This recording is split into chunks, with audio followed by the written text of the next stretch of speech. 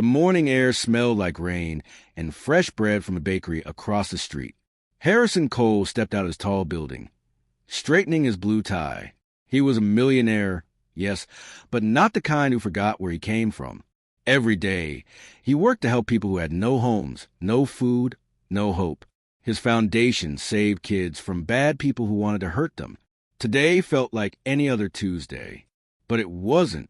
Harrison walked toward his shiny black car, thinking about his meeting. He had to talk to the mayor about opening 3 new shelters.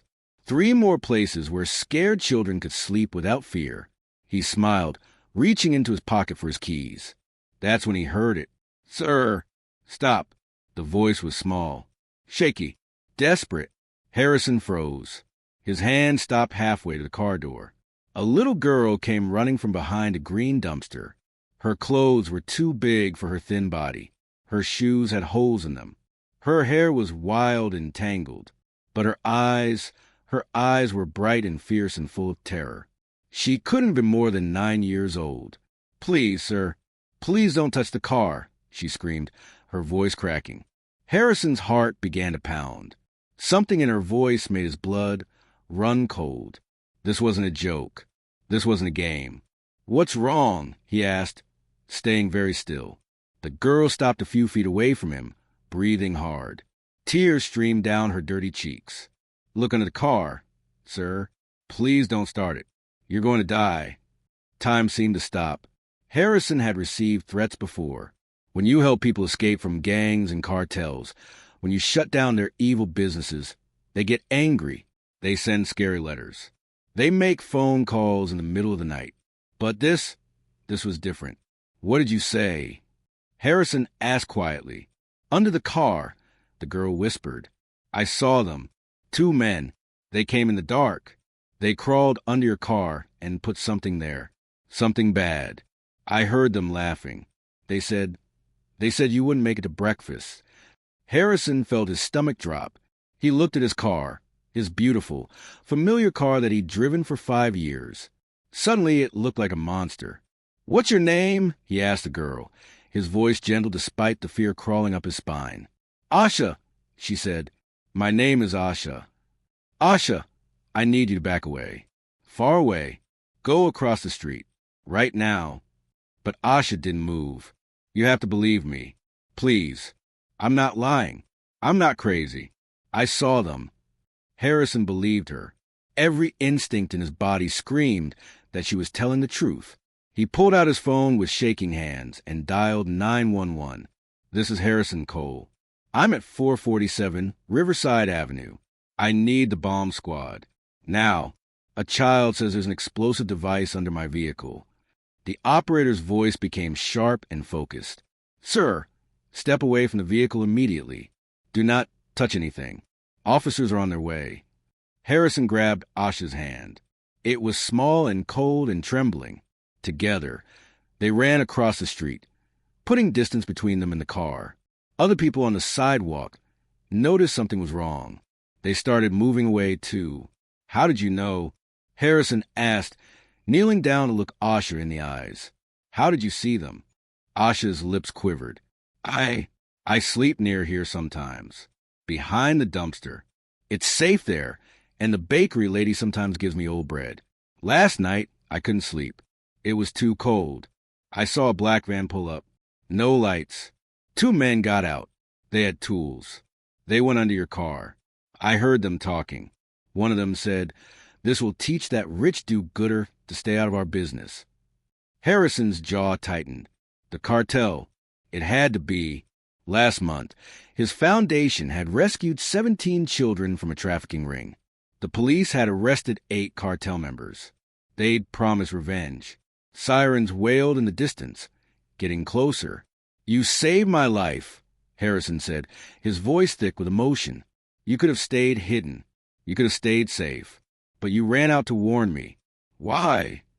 Asha looked down at her torn shoes. "My mama says good people are rare.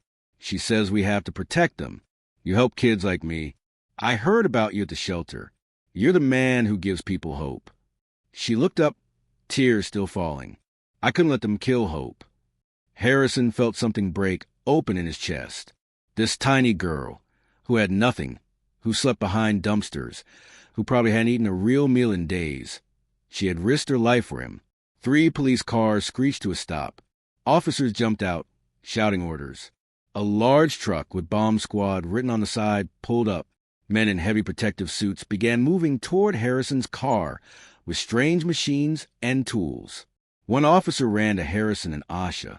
"Sir, we need you both behind the barrier. Now." They were moved another block away, behind yellow tape. A crowd had gathered. People whispered and pointed. News vans arrived, cameras pointing at the scene. Harrison kept his hand on Asha's shoulder. She was shaking like a leaf in the wind. "You're safe now," he told her. "I promise you're safe." But even as he said it, he wondered, was she? If the cartel knew she'd warned him, if they found out she'd seen their faces. A man in a bomb suit knelt beside Harrison's car, with a small mirror on a stick. He looked underneath. Then he stood up and made a signal with his hand. Harrison's blood turned to ice. The signal meant one thing. Asha was right. There was a bomb, and it was real. The bomb squad worked for what felt like forever. Harrison and Asha stood behind the yellow tape, watching. Every minute stretched like an hour. Every second felt heavy. Asha's hand found Harrison's. He squeezed it gently. "Are they going to blow it up?" she whispered. "No," Harrison said. "They're going to make it safe. They're experts, the best in the city." Around them, the crowd grew bigger. People held up their phones, recording everything. Harrison noticed a news reporter talking into a camera, pointing at his car. After 30 long minutes, the bomb squad leader walked over. He pulled off his helmet. His face was serious. "Mr. Cole, we've disabled the device. It was sophisticated, military grade. Whoever built this knew exactly what they were doing." He paused, his eyes dark. "If you had turned that key, if you had started your engine, there wouldn't have been anything left of you or anyone within 30 feet. Harrison felt dizzy. 30 feet. The bakery. The coffee shop. The people walking their dogs. All of them could have died. Because of him. The bomb squad leader looked at Asha. "This little girl saved a lot of lives today." A female police officer approached. Her badge said Detective Morris. She had kind eyes and a notebook in her hand. "Mr. Cole, I need to ask you some questions. And I need to talk to this young lady, too." She smiled at Asha. "You're very brave." Asha pressed closer to Harrison. She didn't trust easily.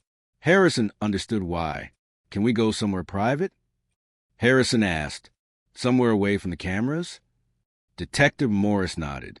"My car. Come with me." They sat in the back of the police car, while Detective Morris turned around from the front seat. Another officer got in the driver's seat, taking notes. "Asha," Detective Morris said softly, "can you tell me everything you saw last night? Everything you remember?" Asha's voice was quiet but clear. "I was sleeping behind the dumpster on Riverside. Around midnight, maybe later, a black van came. No headlights. 2 men got out.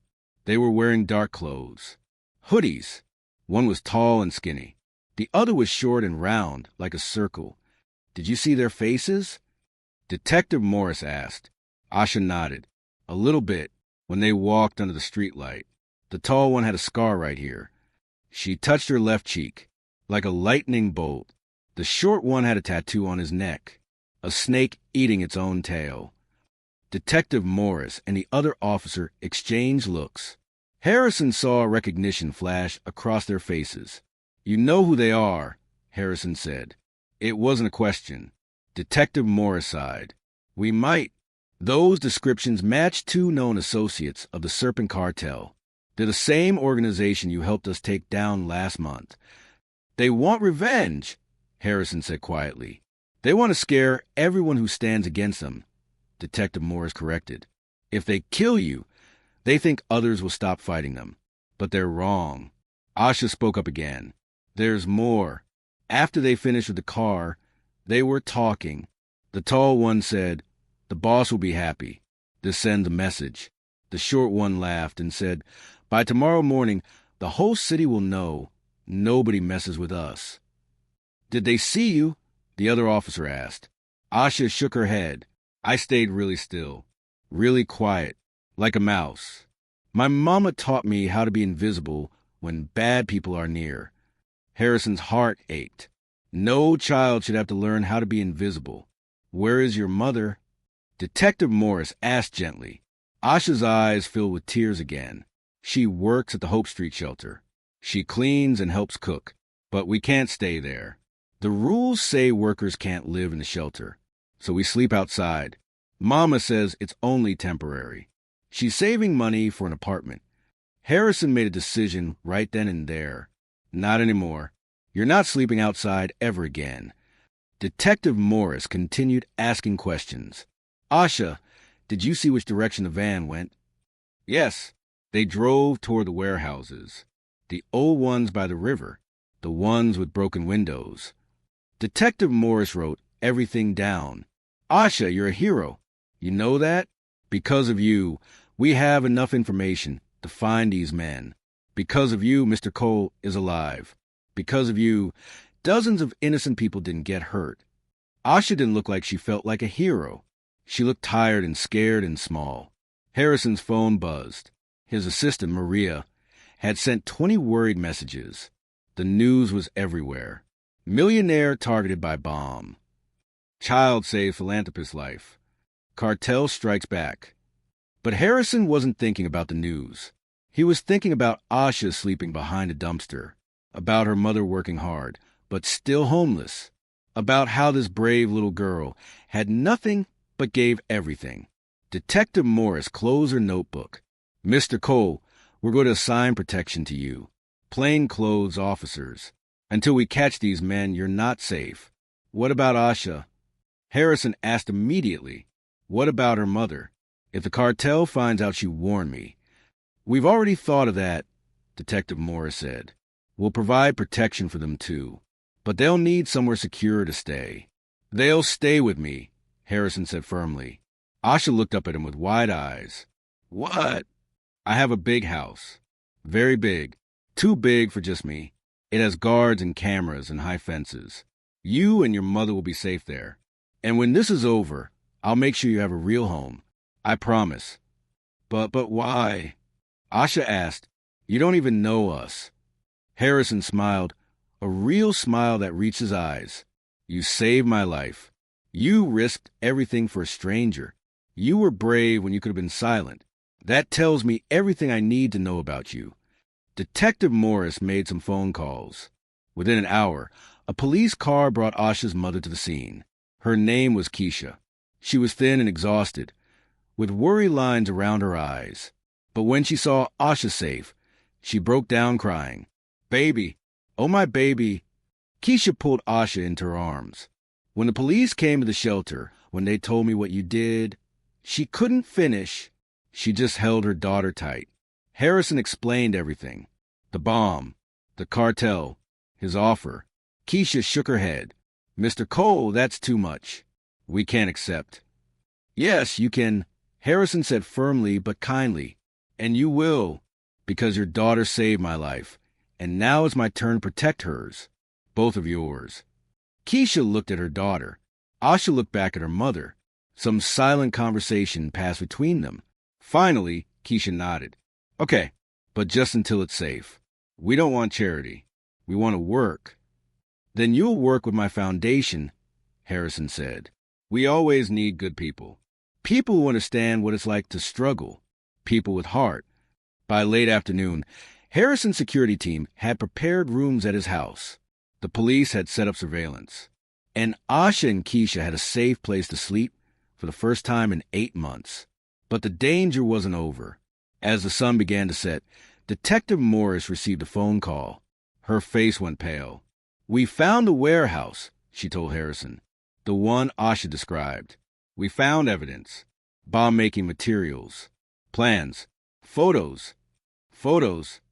Harrison asked. Detective Morris hesitated. Photos of you. Your house. Your office. Your car. And... She looked at Asha. Photos of the shelters your foundation runs, including Hope Street. Harrison's blood ran cold. They weren't just targeting him. They were targeting the children he protected. "We're raiding the location tonight," Detective Morris said. "With everything Asha gave us, we have enough for warrants. We're going to end this." Harrison looked at Asha. This little girl, this brave, incredible little girl, had done more than save his life. She had given him the clues to stop a monster. That night, Harrison couldn't sleep. He sat in his living room, watching the news on mute. Police cars with flashing lights filled the screen. The warehouse raid was happening right now. Upstairs, Asha and Keisha were finally resting in soft beds with clean sheets. For the first time in months, they were warm and safe. Harrison's security team walked the grounds outside. Everything was locked down tight. But Harrison's mind raced. What if the raid failed? What if the cartel escaped? What if they came after Asha for talking? His phone buzzed at 2:47 in the morning. It was Detective Morris. "We got them," she said. Her voice was tired but victorious. "All of them. The 2 men who planted the bomb. Their boss. 15 total arrests. We found enough evidence to put them away for life. Weapons, explosives, documents, everything." Harrison let out a breath he didn't know he'd been holding. "It's really over?" "It's really over," Detective Morris confirmed. Asha's testimony, her descriptions, everything she remembered, it broke the case wide open. That little girl is a hero, Mr. Cole. A real hero. When Harrison told Asha and Keisha the news the next morning, Keisha cried. Asha just nodded quietly, like a weight had been lifted from her small shoulders. "Does this mean we can go back to normal?" Asha asked. Harrison knelt down to her level. "Asha, I have a question for you. What does normal look like? What do you want her life to be?" Asha thought for a long moment. "I want to go to school. A real school with books and a playground. I want my mama to not be tired all the time. I want to have friends. And I want to help other kids like me. Kids who are scared and alone." Harrison smiled. "Then let's make that happen." Over the next few weeks, everything changed. The news spread across the entire city. 9-year-old hero stops cartel bombing. Asha's face was on every channel, every newspaper. The mayor wanted to give her an award. The police chief called her the bravest person I've ever met. But Asha didn't care about fame. She just wanted what she'd asked for, a normal life. Harrison made sure she got it. He enrolled Asha in the best school in the city. He hired Keisha to run a new program at his foundation, a program specifically designed to help homeless families find housing and jobs. He set up a college fund for Asha. He made sure they had a real apartment, a safe place they could call their own. But more than that, Harrison changed his entire foundation's mission. He called a press conference. Cameras from every news station showed up. Reporters filled the room. Harrison stood at the podium with Asha and Keisha beside him. 3 weeks ago, a little girl saved my life, Harrison began. She had every reason to stay quiet. She had every reason to protect herself. But she didn't. She ran toward danger to warn a stranger. And in doing so, she showed me something I had forgotten. He paused, looking at Asha. Courage doesn't come from having power or money. It comes from having heart, from caring about others more than yourself. Asha taught me that the people we sometimes overlook, the homeless, the struggling, the forgotten, they are the ones with the greatest strength. Harrison's voice grew stronger. That's why today, I'm announcing a $50 million expansion of my foundation. We're building 5 new family shelters. Not just places to sleep, but places where parents can get job training, where children can go to school, where families can heal and grow. We're hiring people who have experienced homelessness themselves because they understand what's needed. And we're creating an emergency response team to protect vulnerable children from trafficking, abuse, and violence. The room erupted in applause. Asha tugged on Harrison's sleeve. He bent down. "Does this mean other kids won't have to sleep outside?" she whispered. "That's exactly what it means," Harrison whispered back. Asha smiled. A real, bright, beautiful smile. The mayor presented Asha with the City Hero Award. The police department gave her a special badge. Schools invited her to speak. But Asha stayed humble. She used every opportunity to talk about other homeless kids, about her mother's strength, about the importance of helping each other. Anyone could be brave, she told a room full of students at her new school. You don't have to be big or strong or rich. You just have to care. When you see something wrong, say something. When you see someone in danger, help them. That's what heroes do. 6 months later, Harrison stood in front of a brand new building. The sign above the door read, Asha's Hope, Family Shelter and Resource Center. Asha and Keisha stood beside him, along with the mayor, Detective Morris, and hundreds of community members. This shelter is named after the bravest person I know, Harrison said. A girl who proved that one voice, one warning, one act of courage can change everything.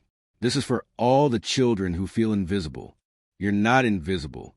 You matter. And there are people who will fight for you. Asha cut the ribbon. People cheered. Families who needed help began walking through the doors, finding hope inside. That night, Harrison, Asha, and Keisha had dinner together. It had become their routine. They were family now, not by blood, but by choice, by shared experience, by love. Mr. Harrison? Asha asked, eating her favorite meal, spaghetti with extra cheese.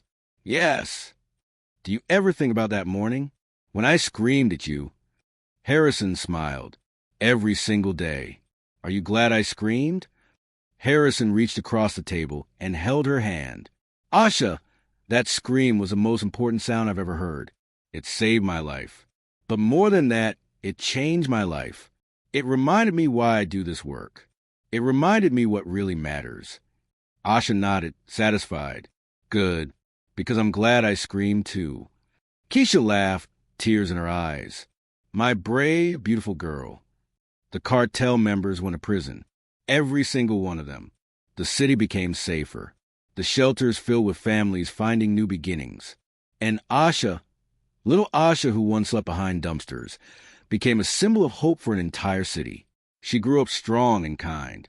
She never forgot where she came from. She used her voice to speak for those who couldn't speak for themselves. And Harrison? He learned the most important lesson of his life. That sometimes the people we think we're saving are actually the ones who save us. Years later, when Asha graduated from high school at the top of her class, when she announced she wanted to become a social worker to help homeless children, Harrison wasn't surprised, because heroes don't just save people once. They keep saving people, over and over again, their whole lives. That morning, that terrifying, beautiful morning, when a homeless girl screamed, "Look under the car," wasn't just about stopping a bomb. It was about starting a revolution of kindness. It was about proving that courage lives in the smallest hearts. It was about showing the world that when we protect each other, when we listen to each other, when we lift each other up, miracles happen. What would you do if you heard a warning like Asha's? Would you listen? Would you act? This story reminds us that heroes walk among us every day. Sometimes they're the ones we least expect. Sometimes they're the ones we walk past without seeing. If this story touched your heart, if it made you think differently about courage and kindness, please, like this story to spread hope. Subscribe to hear more inspiring, true tales of ordinary people doing extraordinary things. Share this with someone who needs to remember that even the smallest voice can create the biggest change.